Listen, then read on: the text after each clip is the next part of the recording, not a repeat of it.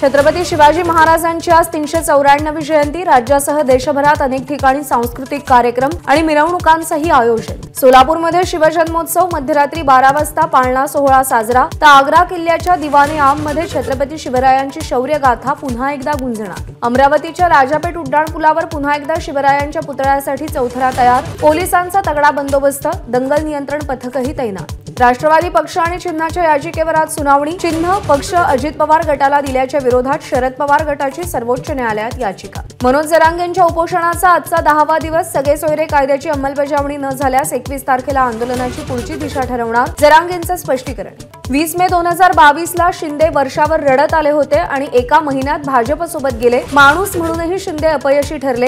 मुख्यमंत्री शिंदेंची नक्कल करत आदित्य ठाकरेंचा निशाणा। काँग्रेस नेते राहुल गांधींची भारत जोडो न्याय यात्रा आज अमेठीत, तर केंद्रीय मंत्री स्मृती इराणीही आजपासून अमेठीच्या दौऱ्यावर।